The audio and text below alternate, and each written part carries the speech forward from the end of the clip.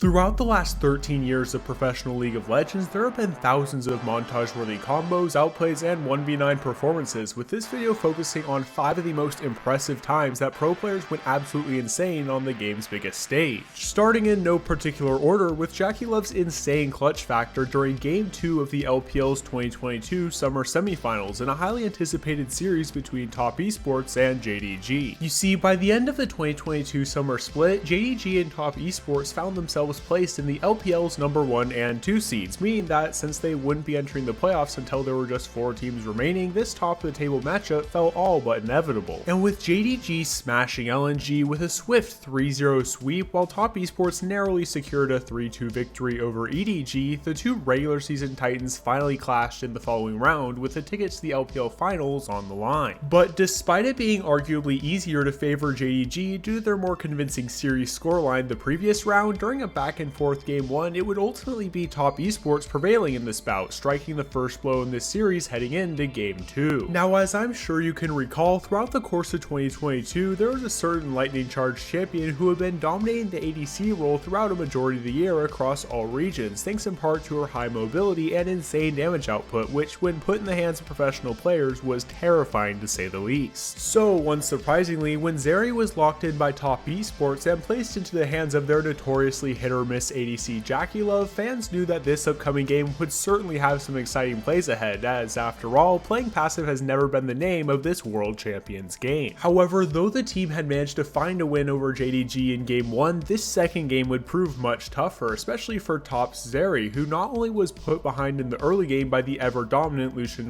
duo, but would eventually find themselves with the rest of their teammates constantly falling behind JDG in an ever-growing gold deficit. As with JDG eventually scaling up to around a 10,000 gold lead with 4 Ocean Drakes, it would require JackeyLove to put on a real masterclass to save his team from this near certain defeat. But despite being a coin flippy carry, luckily for Top Esports, this LPL All-Pro player's mechanics landed heads, as not only was his damage output insane, but his positioning was near flawless. Here, JackeyLove goes forward. JackeyLove might have found an opportunity. They can't quite get him though because the black shield is enough. The Nami's gone down, and now we can see the rest of the fight coming in. This is all on JackeyLove. He needs to be the carry. He needs to be the reason the Top Esports stay in this game. Hope is trying to stay on the backside of this one here. JackeyLove gets jumped on here by 369, who tries to take him out. He does still have a GA. He gets polymorphed, and he's going to be taken out. It's a 3v4. Never mind, it's a 4v2. And now JackeyLove gets even bigger in the literal sense, and JackeyLove pops off! But despite dealing an insane 22,000 damage in this game-saving performance, this fight alone wouldn't entirely allow Top to close out Game 2 with a victory. However, allowing his widely renowned aggression to take control once again, JackeyLove took matters into his own hands and, making an incredibly risky play, looked to complete the comeback for good. Knife has to flash away. JackeyLove goes aggressive with the wild growth, and he is fearless.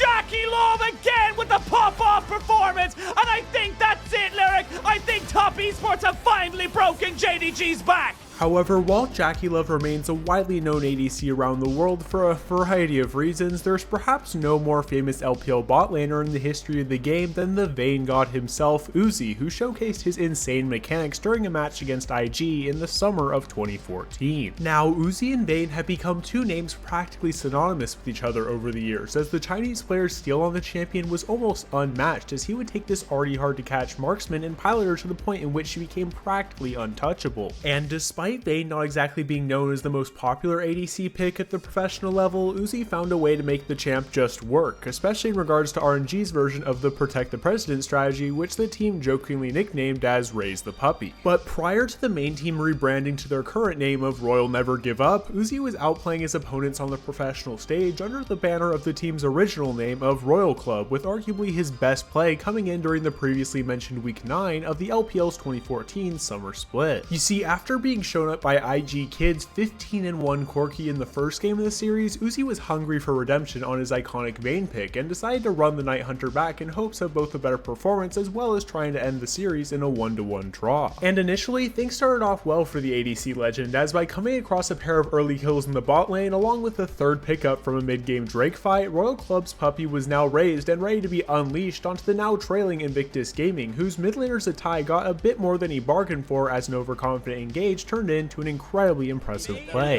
Again coming into the mid lanes, the tie gets blown apart. Corn is gonna tick down from the ignite, he gets taken out, but look at Yuzi Eye, just goes hard in there, kills off Kitties. He's going in for Kid, he flashes out, he's still alive, but he's gonna go down there. No, he stuns it. He stuns Doe against the wall, and now it's Insect coming in from behind the wall. Doe is in trouble, Insect's gonna dive him out there. Are they over diving this? Insect might die here to the turret, but look at Kid going all the way. Penta. It's a, wait, is that a pentakill? Yes, holy pentas!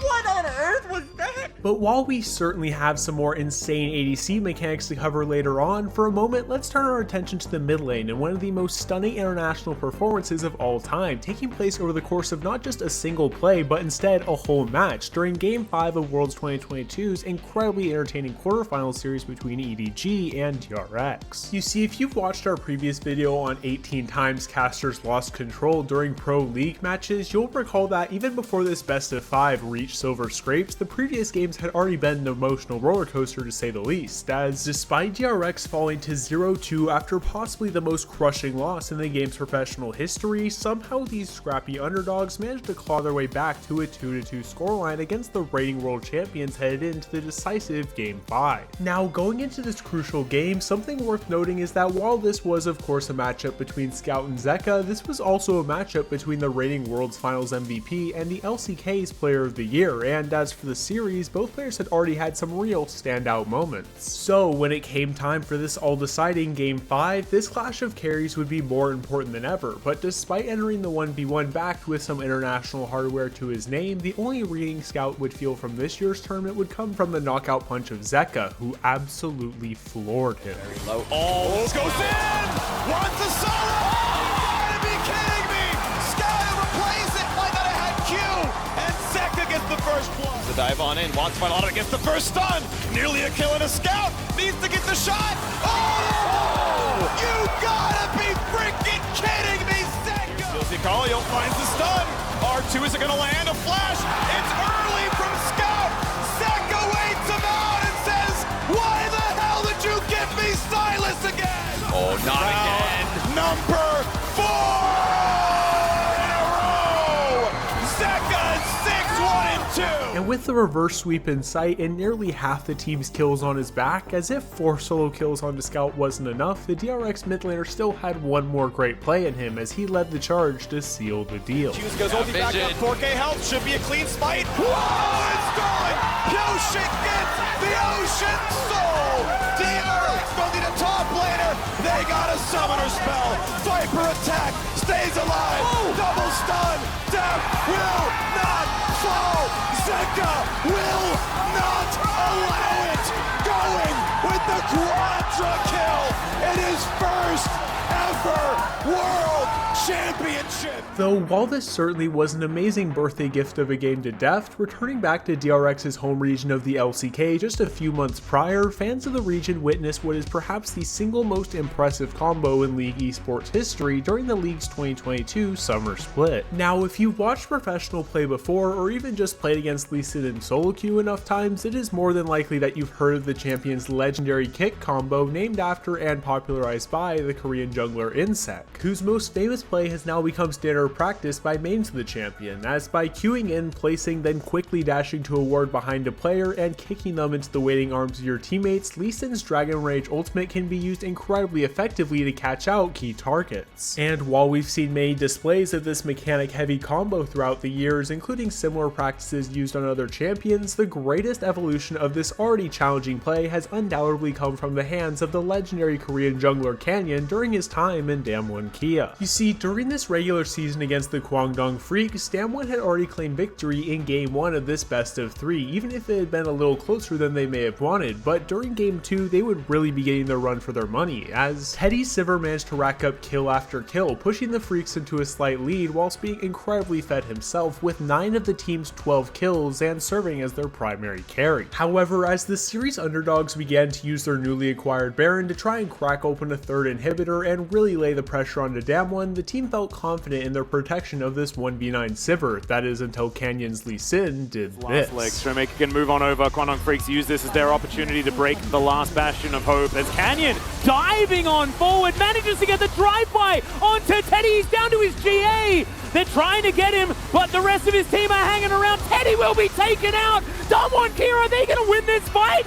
Oh my god, they have one Nexus turret wolf! Now, even though a normal insect kick here would be impressive enough, let's quickly break down just how insanely hard this play was to pull off. After landing a Q onto KDF's support Karma, Canyon then placed a control ward and dashed to it in order to avoid a potential Gragas body slam, recast his Q to fly over to Karma, then in a 10-frame quick reaction, smited Sivir's spell shield away and kicked her into the waiting clutches of his team all in the span of about 1.25 seconds. Which not only was this play insanely impressive, but it ultimately led to the world champions team regaining their footing in the game and eventually coming back from behind to close out this match and take the series. However, while a series winning play is of course something that will always be impressive, when it comes to these clutch pop-off moments, there really isn't a better time for a player to showcase their insane mechanical abilities than when a championship title is on the line. You see, when it comes to the LCS's 2016 Summer Finals, TSM and Cloud9 found themselves squaring off in this best of 5 series after TSM had handily smashed CLG in the semifinals, while C9 found a less expected victory over the more favored opposition of Immortals. And though it seemed as if C9 would continue their winning ways after taking game 1 of this finals series, it would be TSM who would ultimately strike back, taking games 2 and 3 from the regular season 3rd seed, heading into a potentially series ending game 4. Now, despite C9 having a bit of a rough start due to Jensen being caught out from an unsuccessful invade, with their backs against the wall, the team managed to stay within touching distance of TSM, and thanks in part to a great Gnar ultimate by Impact, eventually finding themselves a Baron, allowing the team to finally secure a stable gold lead. However, even though TSM now found themselves on the back foot, Doublelift Lucian still had a fair amount of kills to his name, and even if he wasn't exactly the most terrifying member on his team, given the time he would be able to dish out some serious damage. And with C9 trying to establish themselves mid lane prio before both Elder and Baron, unsurprisingly a fight broke out, and with his second LCS title on the line, it was time for Doublelift to give both his opponents and the world a masterclass on what peak Lucian actually looks like.